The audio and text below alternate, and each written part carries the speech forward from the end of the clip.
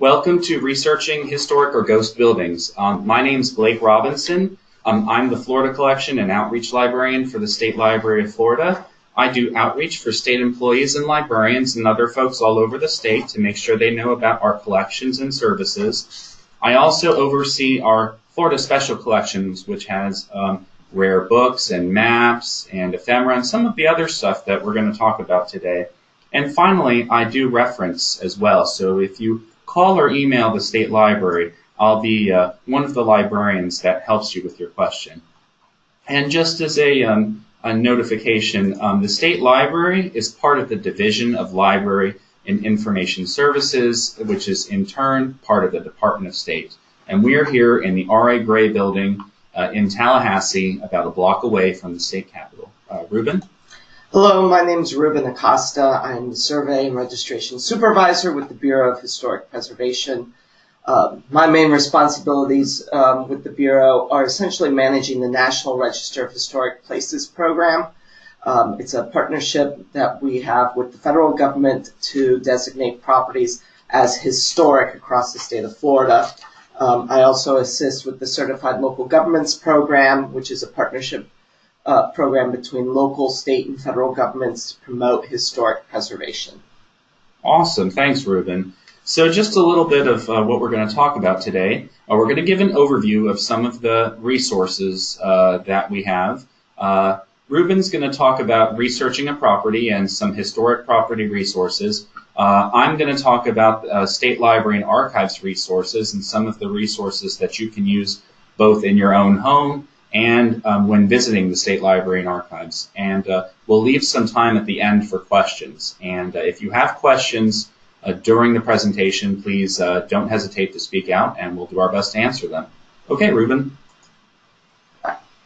Okay, so I'm going to tackle the first part where we'll discuss essentially the initial steps in researching a property, and then several resources that I believe are very useful in doing this research. So before any research starts, you need to know what questions you're trying to answer about a property, because this will help guide your research, and it will also point you towards certain types of resources. Initial questions I always ask myself when I'm doing research is, what type of building is it? Is it a house? Is it a commercial building? Are we talking about a farm or an industrial estate? The type of building is going to be important. Where it's located, this is probably the most important question because so many resources are tied to a specific location. Is the property extant? Is it still standing?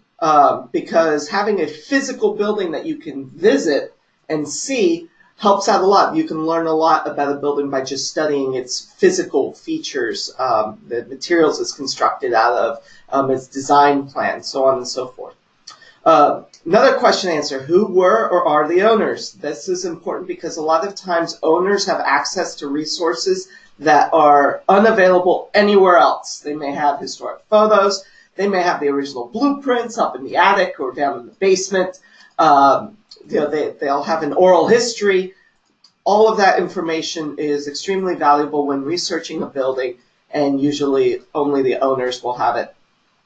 When was it constructed? Timelines of buildings are constructed in styles that change over time, or different types of building that are popular at one time or another. So having a general idea of when it was constructed will also help facilitate research. Knowing how the building has changed over time will also facilitate research. So if your property is located in a city, you may have building permits that were pulled that document changes. That's all important information that will help your understanding of a building. But the main question is, what do you want to know about the building? Once you know what you want to know, then you can start going after the research.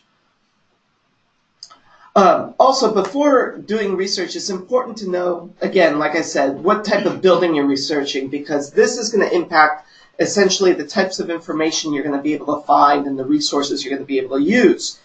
So there is a difference between a building and a structure. A building is a place, a man-made place that you usually either work inside of or live inside of, versus a man-made place that you can't go inside of, which is a structure, something like a bridge or a canal or a shed or something. Buildings are your houses, your office buildings, your barns and things like that.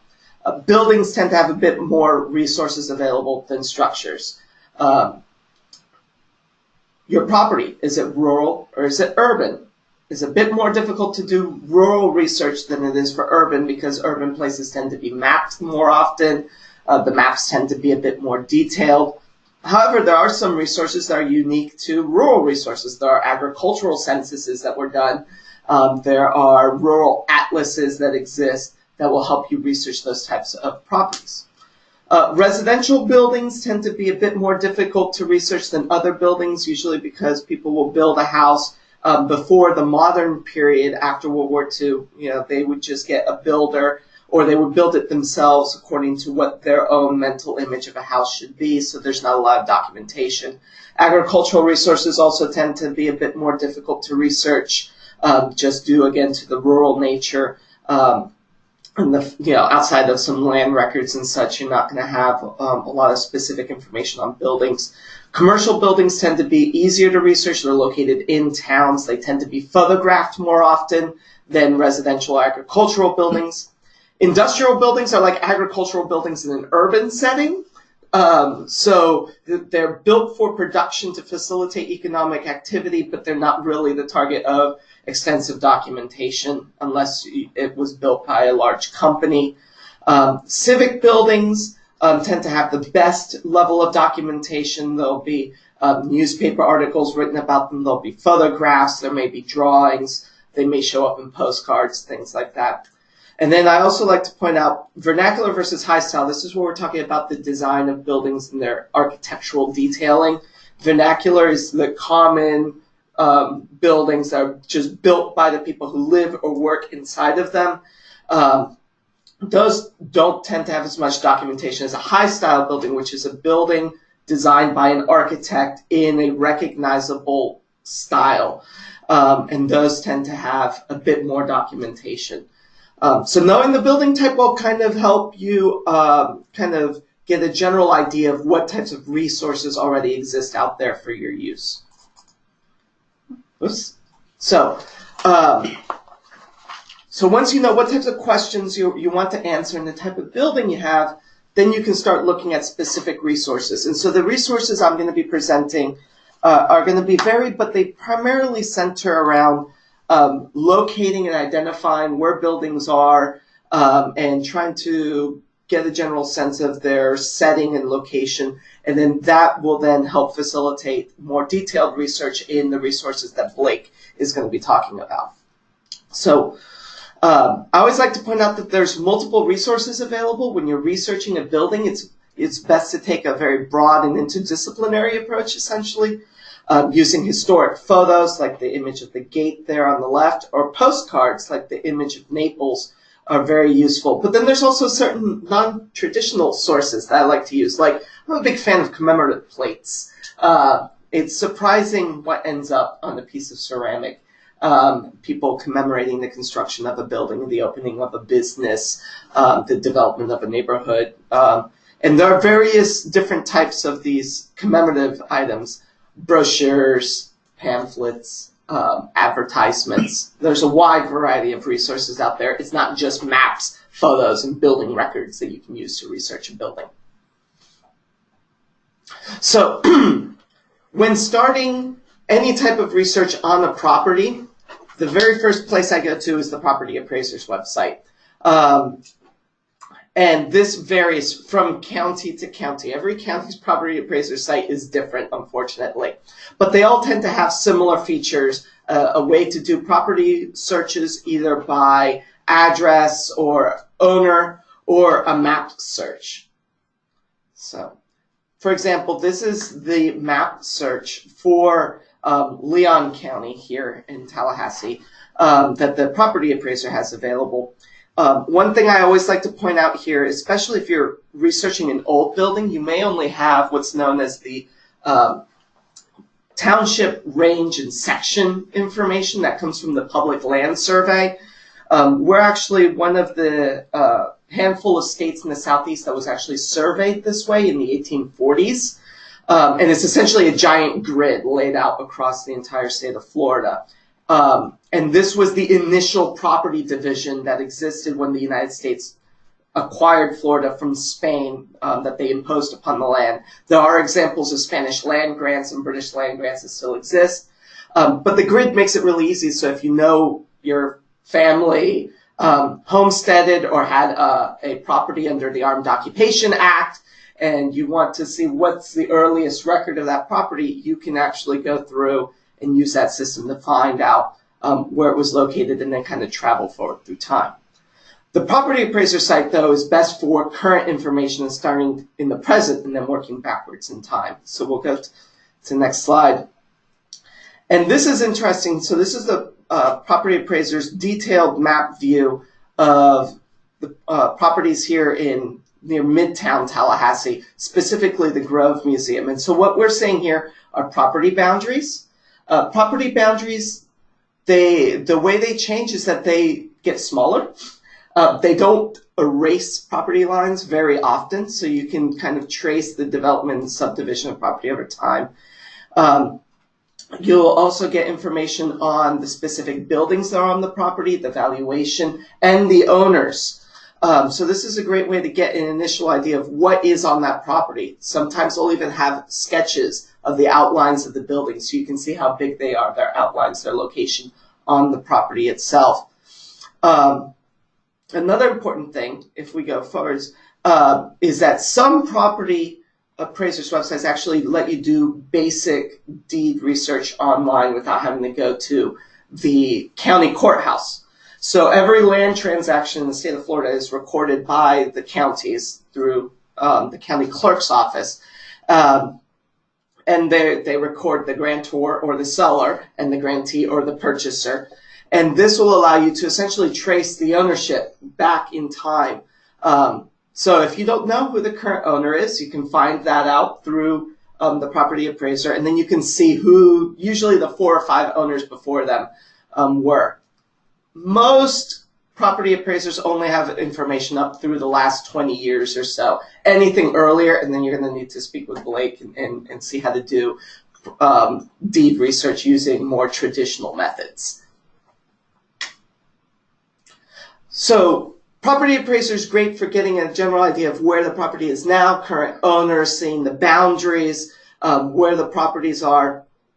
And once you have that information, you can then start using other sources to get more detailed information about properties in the historic period, closer to when they may have been constructed or to see how they changed over time. One of the most useful sites that I regularly refer to is Historic Map Works. They have a large variety of maps. They have Sanborn maps, rural atlases, old county highway maps. Sometimes they even have bird's eye views, which were very popular in the late 19th century, where it's as if you're up in a hot air balloon looking down on the city and you get a nice perspective drawing. And if you know where your property is, you can pull up that map and see how it looked like whenever that map was done. And what it does, this site is an aggregator. They go out and they find lots of publicly available resources and they put it all together in one easy-to-use website. So, for example, one of my favorite things to use here are the county atlases. And these are done through various periods of time. Here I've got 2 examples to show the types of information that you can find on a county atlas. On the left is the county atlas from Sumter County from 1959, showing a small rural community by the name of Royal.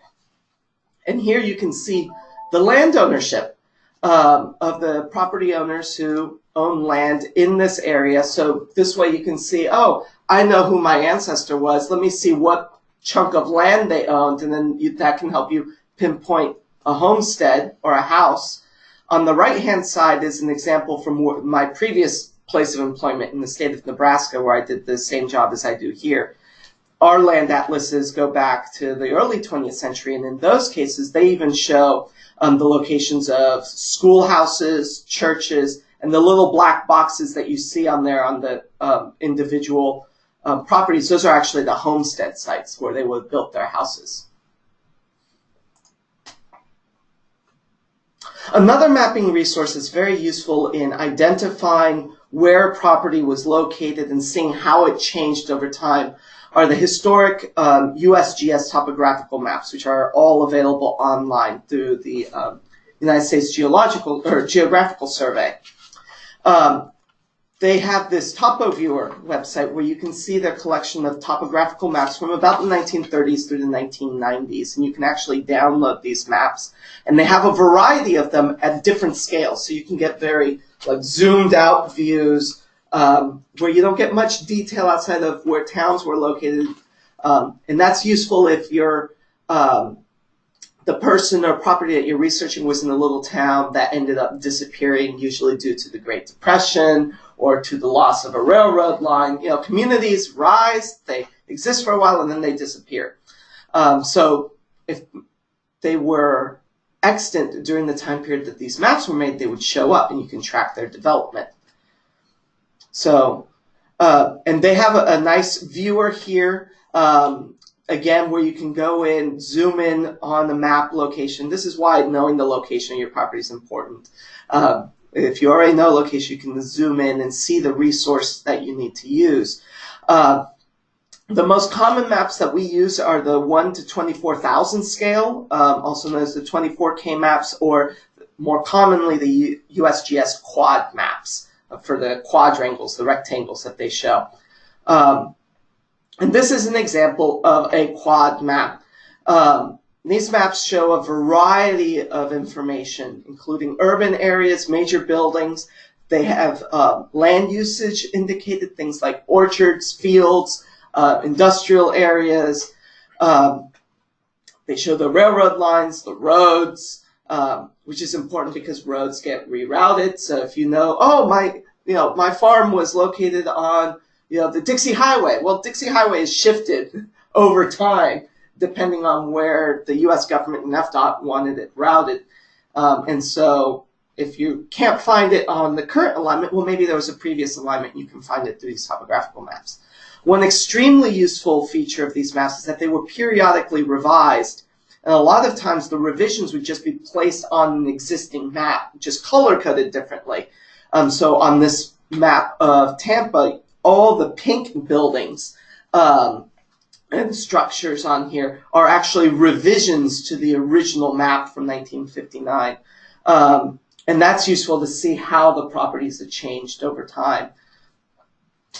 They're useful not only for urban areas, but for rural areas. So this is down in near Sebastian in Indian River County, if I remember correctly. And this map is interesting because it shows the little community of Wabasso, and it shows the little black dots. Those are all buildings that were surveyed and their locations. So there's a very interesting collection in the lower left-hand corner of buildings that are just scattered along a rural road. Those were probably rural workers' housing for the people who worked in the nearby orange groves and sugar fields. You can also see the original land divisions, the locations of the original roads, place names, bridges. Those are all important in locating a property and giving you an idea of where it was, especially if it doesn't exist anymore or if your location information isn't particularly exact. Again, another cool thing is that this map, the quads don't change. So you can look through the years and see how this place has changed over time. So very useful, the quad maps. So far we've been looking at pretty abstract, essentially, forms of information, these maps that are based upon surveys and such. We're now going to look at a much more, let's say, like a primary source from the time period, aerial photographs, where you can actually see a location of building as it appeared in a specific point in time. So the University of Florida has online available for searching a collection of historic aerial images from the 40s to the 70s. These come from a variety of sources, but most of them tend to be from the USDA, the Department of Agriculture. They did a lot of aerial surveying in the post-World War II period as part of their various rural assistance programs. And they have these aerial tiles, which are essentially the digitized negatives of these aerial images. It's a very interesting resource because you can get a lot of information about not just a main building on the property, but its surroundings and the subsidiary buildings that may not necessarily be recorded in the map. The problem with this resource is that you have to know where your property is when you go searching for it. Because, well, as we'll see in this next slide here, there's a map search. So you can click a rectangle or a point to search through their collections of images. It'll throw back all the photos that kind of are have a portion of them within this search area. But the photos are not labeled. The tiles are not labeled, which means that the way I usually use this is I've got a map on one side, and then I've got on a separate window these aerial images open, and you're going to need to be matching landforms, things like lakes, railroad lines, major roads, to find the place that you're looking for.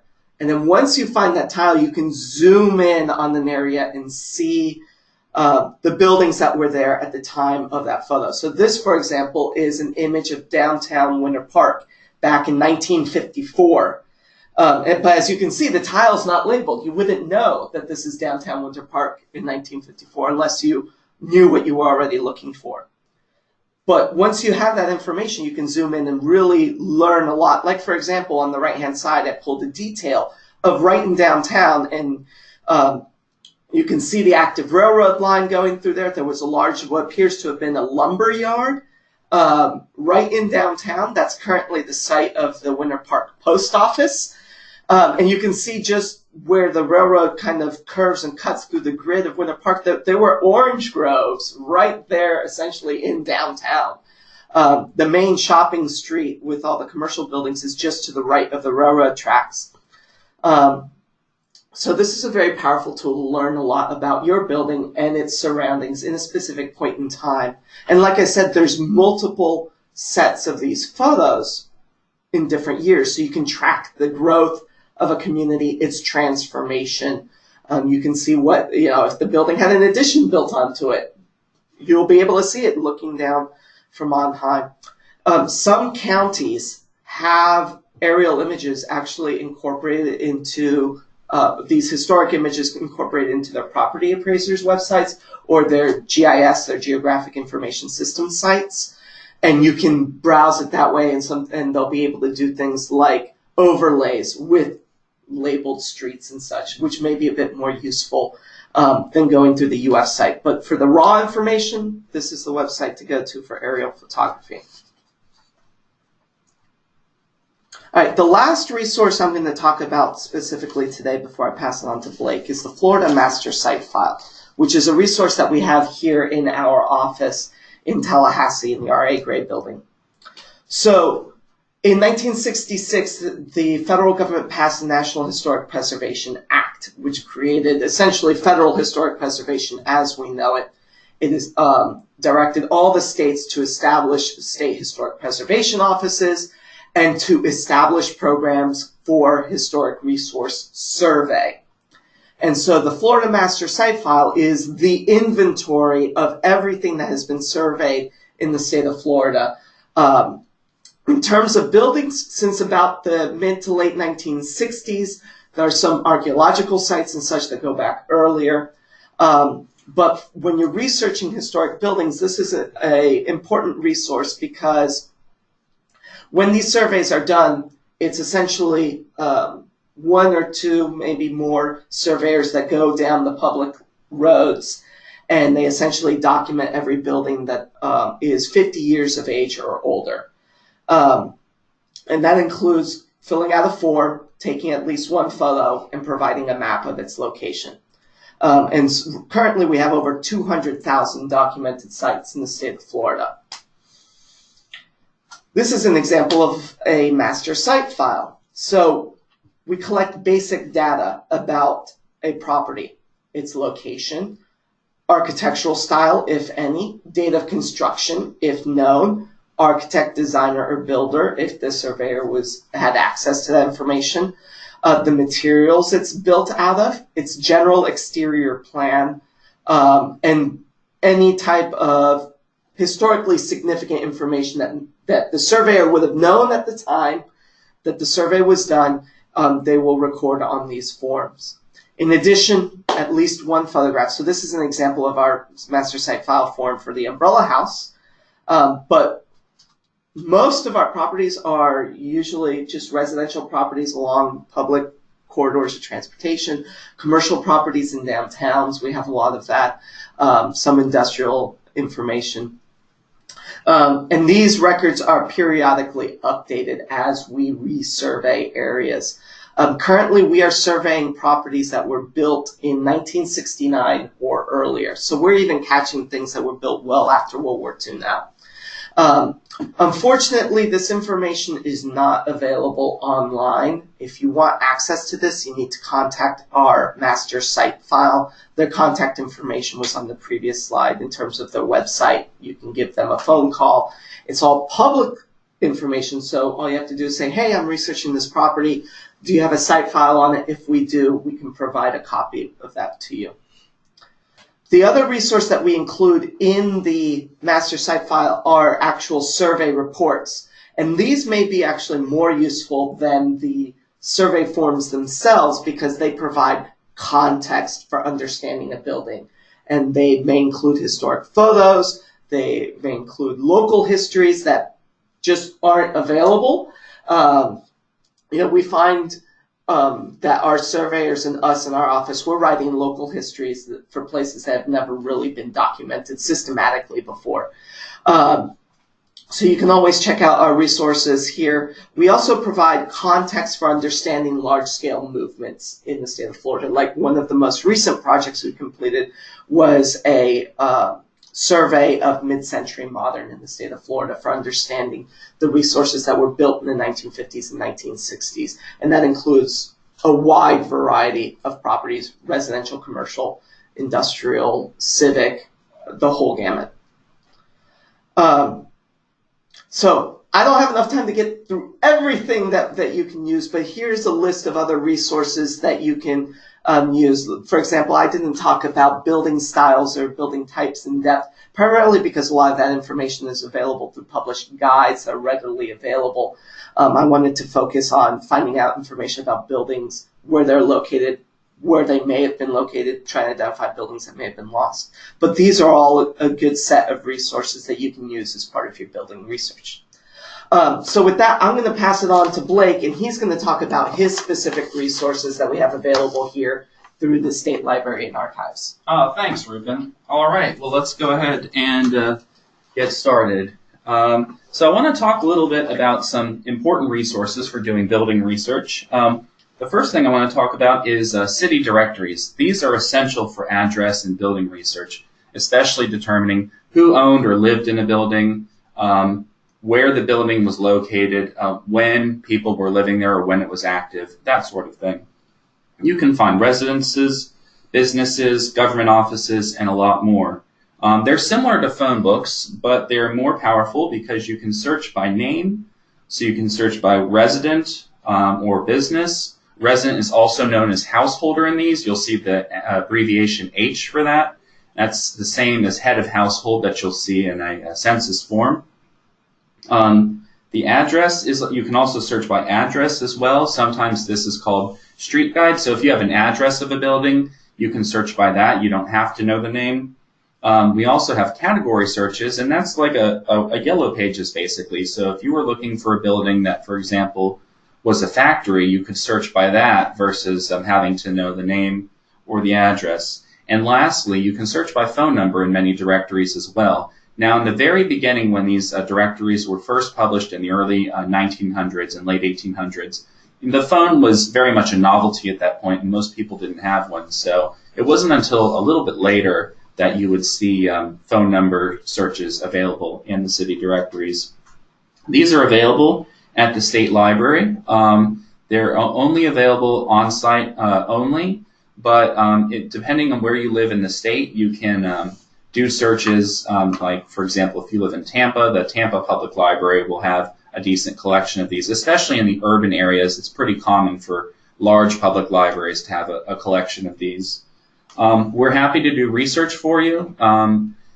We are limited in the amount and time that we can spend doing research, but if you have a specific name or address or something that you would like us to look up, we're happy to do that. But if you're doing a lot of involved research, we would encourage you to come into the library and do your research there, because there's going to be a whole bunch of resources that you can use together to do your research. And these are searchable in the State Library and an online catalog, and we'll show you later how to do that. All right. The next thing I want to talk about are Gazetteers. These are pretty similar to city directories. They have a statewide focus as opposed to a city focus. They list cities in alphabetical order, and then they list the names of businesses and owners in that community. And what's interesting in these Gazetteers is you can find a community summary for each community, and it'll list prominent buildings in that community. So churches, for example, sawmills, post offices, both operating post offices and post offices that have been discontinued. And just an aside here, post offices are a big deal when you're doing building research, because they are often a sign that a community has, so to speak, made it, because it means that the Postal Service has decided that this is a prominent enough community to merit having a post office. Smaller communities don't always have a post office. So if you can find evidence of a post office in a community, that's very helpful. You can continue research with other sources, but this is a useful one. Addresses are usually listed in these, but not always, and not as consistently as you would find in city directories. But what's interesting is that these gazetteers often had advertisements for different kinds of resources, and those often have addresses themselves. And like the city directories, these are available at the state library. Most of them are quite rare, and some of them are in poor shape. And so those are available for in-library use only. And we're happy to do research in these gazetteers as well, to the best of our time and ability. They're searchable in the library catalog, and in addition to that, you can find many of them online as well. So if you search our catalog and you find for example, this directory here is available on Internet Archive, so you can access that from your own home. The next thing I want to talk about are manufacturer directories. Again, similar to gazetteers, but these are more focused on business. So if you're doing historic business property research, this is a good place to go. They're organized by county and industry. They may or may not list addresses. Some of the earlier directories, like the one on the right, do not list addresses that much. The newer directories often will have them, so the more recent a business is, the more likely it is you're going to find an address. These are available at the state library as well. They are in-library use only, so they can't go walking anywhere, but we are happy to do research to the best of our ability on a historic property or business, given time and staffing constraints. These are searchable in the state library catalog, and they're available at a handful of other libraries around the state. So you may not need to come all the way to Tallahassee if, for example, you're in South Florida or something like that. All right, the next thing I want to talk about are Sanborn maps. These are fire insurance maps that were created by Sanborn Fire Insurance Company, which is still in existence today, but they focus more on GPS and GIS and things like that. They are designed to assess fire risk, or at least that's how they were designed originally.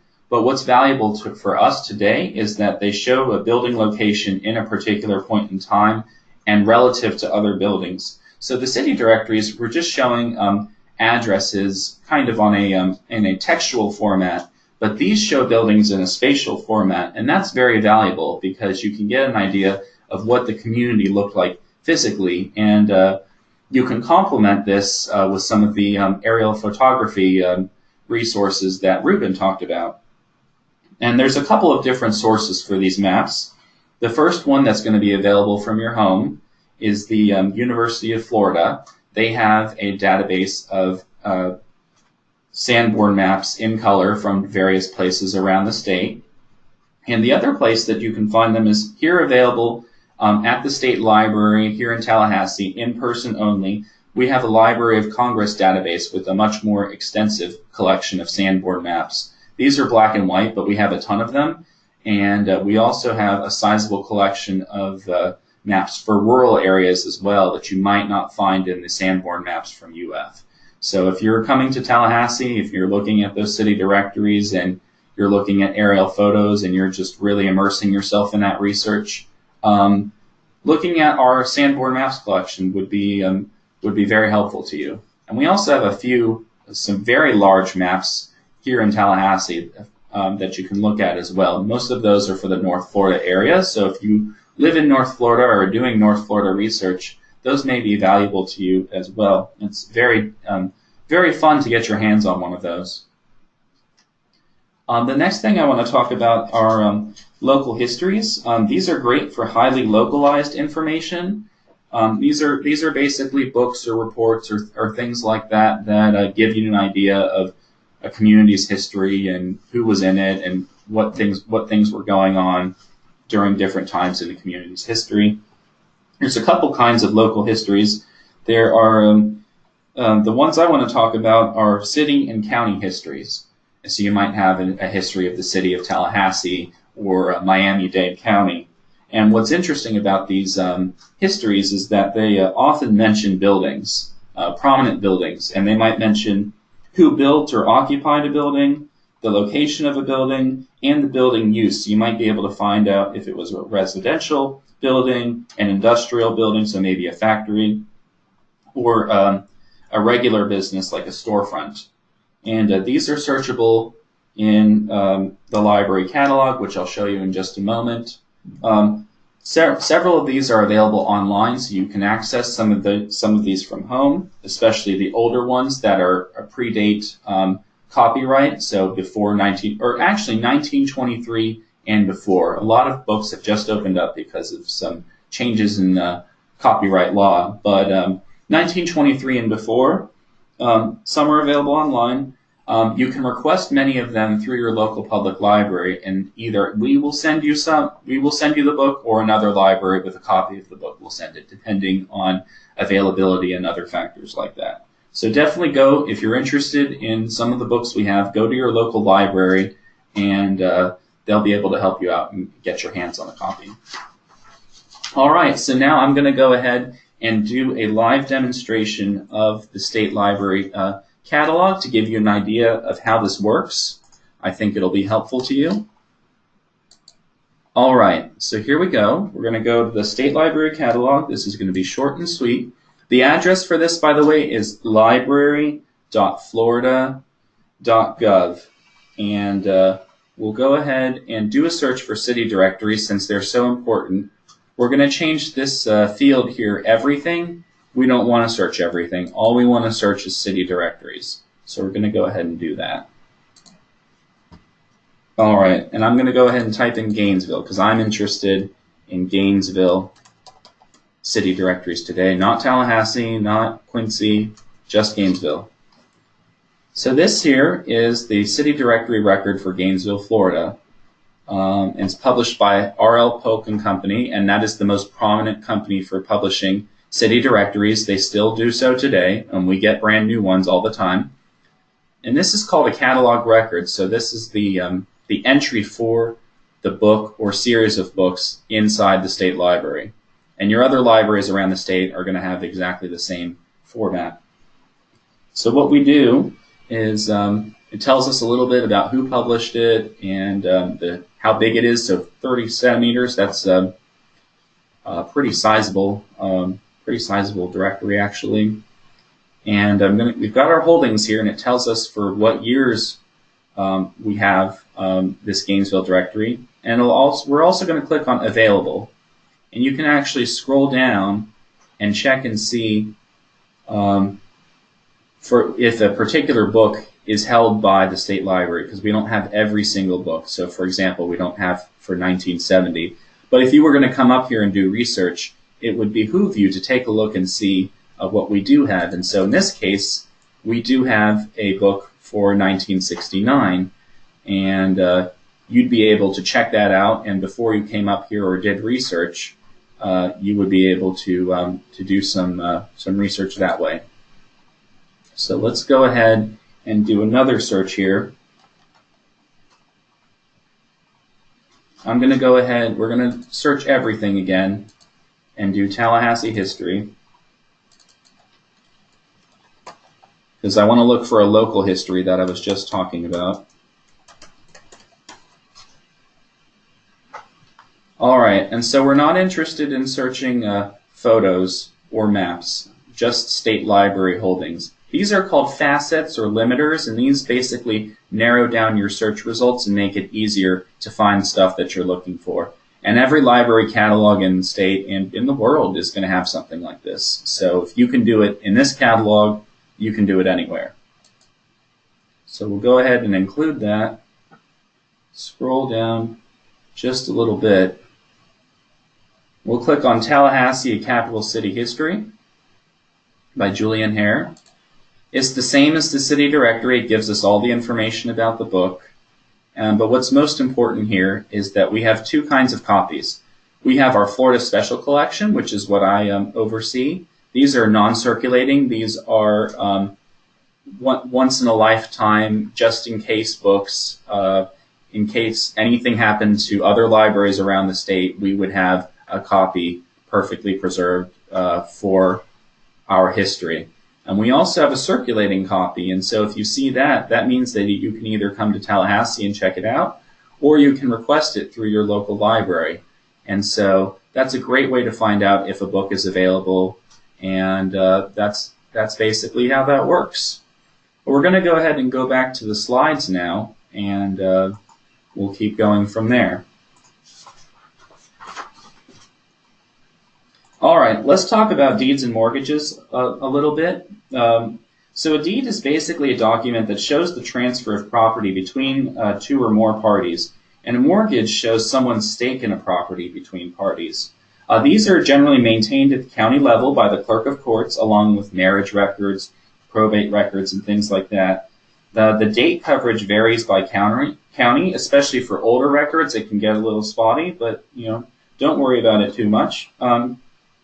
Some court records over time have been destroyed in fires. The idea of a courthouse fire is actually a stereotype in genealogy, because if you are going to do enough genealogy over time, you are going to run into some records, some place that have been destroyed in a fire. It was very common in the 19th century for this kind of thing to happen. So if you have a name of a person, you can find their deed or mortgage. Without that, it gets a little bit tougher. These are available through county courthouses, and selected records are available through the state archives and library as well. So but what's helpful is most deed and mortgage collection have indexes, and these are essential to finding information in a reasonable time frame. For deeds, you're going to have a grantor or grantee. We've been talked about this a little bit ago. A grantor gives away or sells property, and a grantee buys or receives property. You don't have to buy or sell, so someone could give away property. That's one thing to think about. As far as mortgages go, the mortgager borrows or takes on money, and the mortgagee lends money. So in most of our cases, the mortgagee would be the bank, and the mortgager would be us if you own a home. The next thing I want to talk about is our vertical, ephemera, and broadsides file. Our vertical file is a research aid that has newspaper articles and pamphlets and other things like that. It's got a ton of articles on historic buildings, and it's available at the state library. You can always come in and visit, or if you have a question about a building, we'll look through the file, and we can scan and email articles, and we're happy to do that. We've got a scanner that is able to easily do that, so if there's something to be found, we will find it for you. As far as ephemera goes, you've got this picture here is of the Altamont Hotel in Altamont Springs, Florida. I believe, yeah, it's from the 1920s. These are pamphlets and brochures and programs and things like that that are usually thrown away. But we believe at the State Library that these are worth saving because they tell a story of Florida history that you don't find in books and maps and other more official sources like that. A lot of these are available on Florida Memory, which is our online archives, and I'll show you that in just a couple of minutes. You can also find broadsides through Florida Memory as well. These are large posters and things like that that you would generally stick to a wall. And we have quite a few for hotels and motels because that was a popular form of advertising in the 40s through 60s, and also for one-off events as well. The next thing I want to talk about is the Florida Photographic Collection. Now, this is part of the state archives. Florida Memory has over 200,000 photos online, including photos and postcards, and they're very useful for researching historic buildings because you can get an idea of what they looked like physically. So on this slide, we've got the Barnett Bank building in Jacksonville, and it's two portrayals of the same building. The first is a black and white photo from the 1940s, and the second is a postcard of the same building from an indeterminate date, but based on what's around the building, it looks like it would be a relatively similar time frame. But the thing is, you can find both sources. You can find you'll find a photo and a postcard sometimes just the photo, sometimes just the postcard, but both sources are useful. And I want to give you all a sample search and show you how this works. So we'll go ahead and go to Florida Memory and do a search for how to find photos and postcards. All right, so we're moving away from the State Library catalog, and we're going to do a quick search. All right, so let's go ahead and do a search for post office. Like I said, post offices are very important in the community, so they're a great thing to a great way to start some historic building research if you want to learn more about the buildings in the community. So we're typing in post office in the search bar, and then we're clicking search. All right, so let's go ahead and click on this postcard here, the first result. This is a post office from DeLand, Florida. This is in Volusia County, not too far from Daytona Beach. You've got a very good image here. You can scroll down, find out who the publisher is, what collection it's part of, how big the postcard is, and most importantly, for finding other buildings, you can find we've got these subject terms and geographic terms that are very handy. So let's go ahead and click on Post Office Department, and you can see all the 138 photos that are in this collection. Let's go back to the postcard. What's here that's really interesting is that this postcard is in the public domain, or asserted to be in the public domain. So if you want to use these for a presentation or something like that, it's totally fine.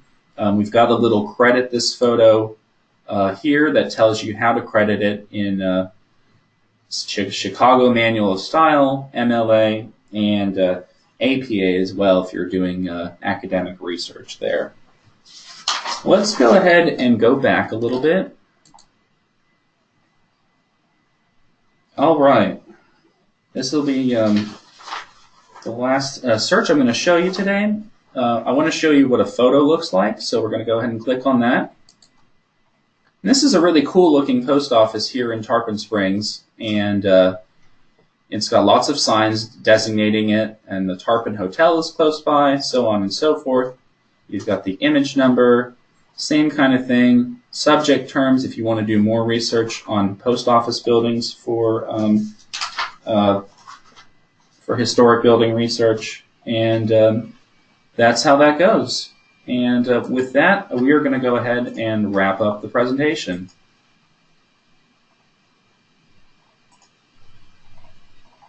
All right, so thanks for attending today. We're really glad to have you, and please don't hesitate to contact either Ruben or myself. You've got our contact info on the slides. And and we'll make sure if we don't know the answer to something that we get the answer for you. And we'll be sending some documentation, a little cheat sheet and slides and a recording pretty soon as well. So now we want to open the floor to questions.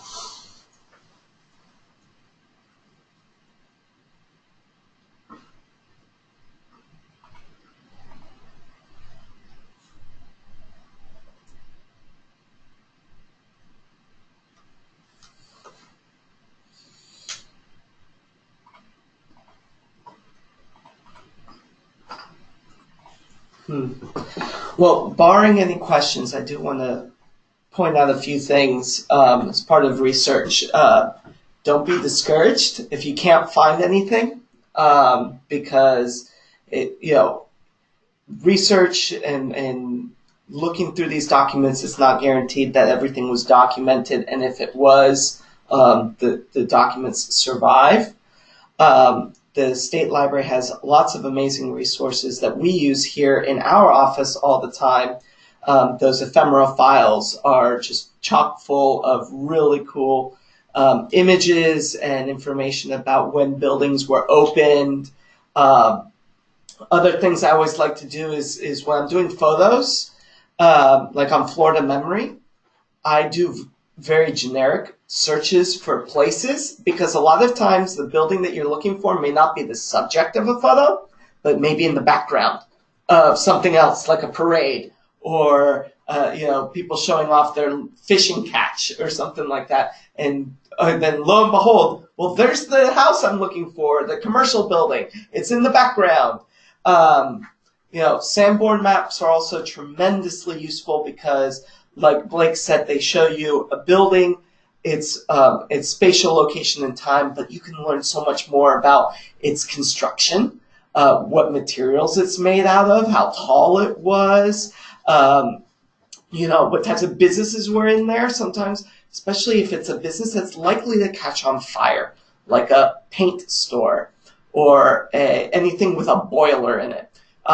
So those are always very useful, and they would have periodically reissued Sanborn maps, so you can see how businesses changed. Maybe a hotel building that had 3 different hotel names in the historic period, or if you're looking for a house and you heard stories that was moved, and you look at the Sanborn maps and you realize that, wait, this parcel has the house, but the same exact outline of the house is now in the next parcel over, and the previous parcel is empty. Well, that can help corroborate the information. And like Blake said, pairing that with your aerial images is very powerful in doing your research.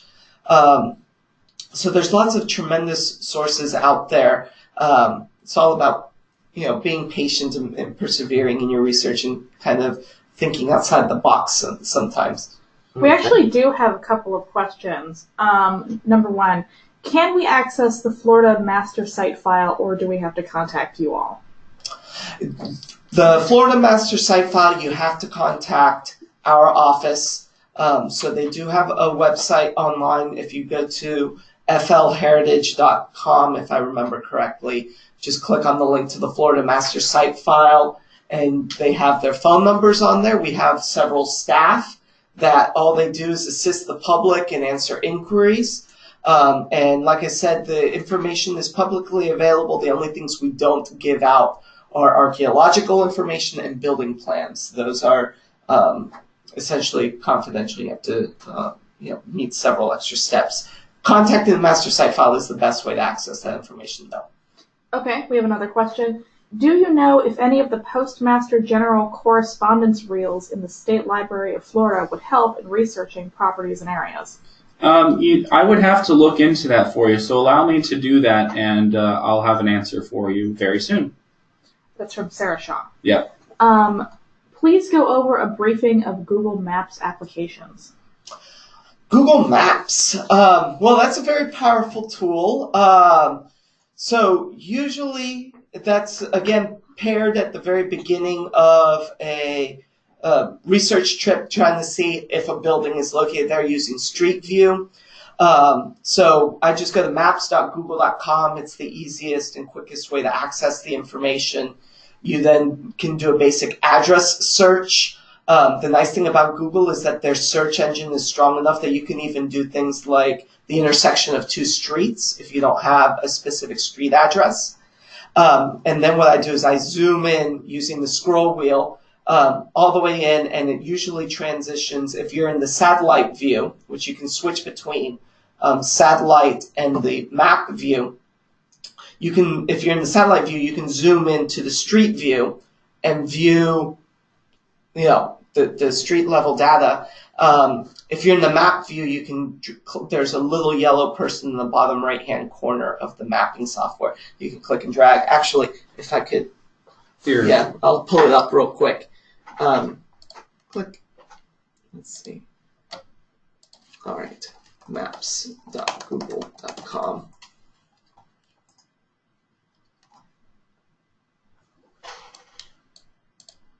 Okay, so this is just Google Maps here. We can search for our building. So we are here at 500 South Bruno. It helps if I spell correctly, but there it goes. There's the autocomplete. Click on that. It will zoom in on our location.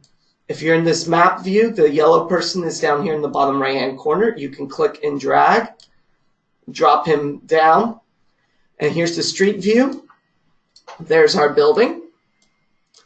Interesting thing about Street View is that they now have previous years of Street View over here at the top left-hand corner. You can click and you can travel back in time to see how it looked, well, 11 years ago, back when we had a big tree in front. Not every community is going to have as many street views as we have here in Tallahassee. And sometimes the information may be a bit out of date. I've seen places that haven't had Street View done since 10 years ago. But it's a good resource. One of my favorite things to do here when I'm researching, for example, properties in a historic district is sometimes buildings are torn down or relocated, and you can actually see that in Google Maps where suddenly the buildings disappeared, and that forms a basis for doing research. Here we can zoom back out. This is the 3D view based upon satellite images. Just to reset to the top down, you click on the compass over here. It's a powerful tool to get your initial location information, some historical data, to get an initial location, and then you can use that to do research and use the other resources that we have. Okay, we have another question. Do you reproduce master site files on a larger scale for city libraries, like for said city's available properties?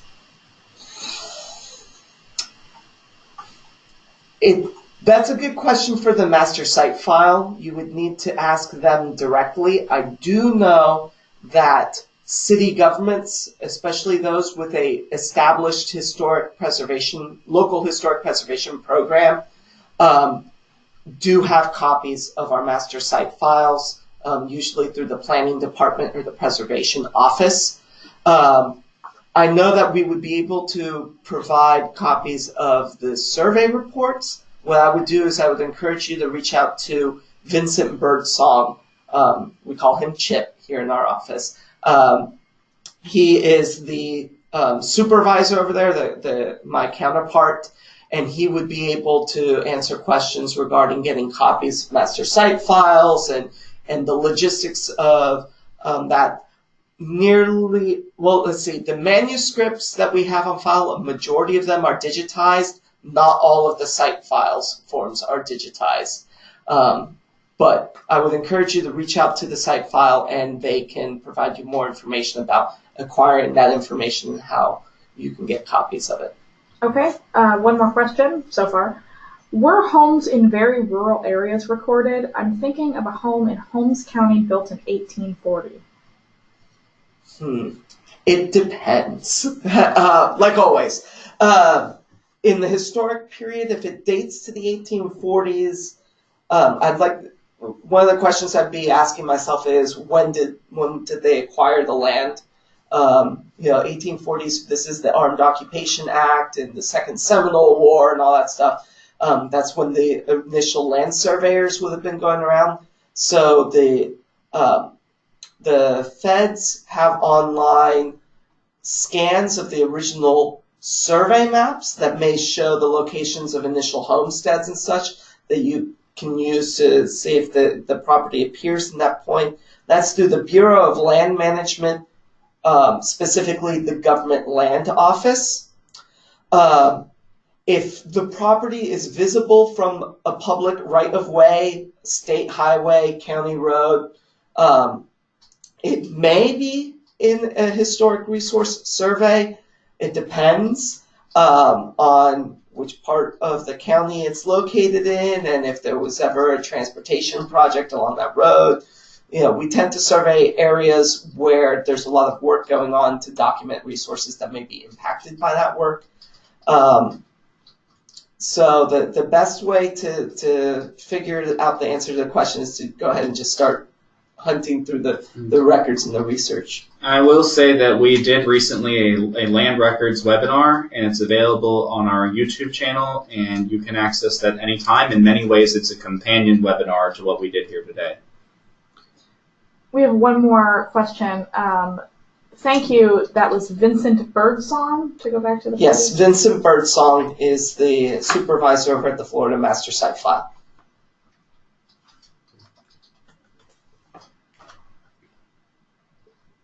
And we will stay on here just a few more minutes to make sure all of your questions are answered. But we have reached the top of the hour and would like to thank everyone who does have to leave for attending today. Yes, thank you. Thanks, guys. Very helpful. Thank you.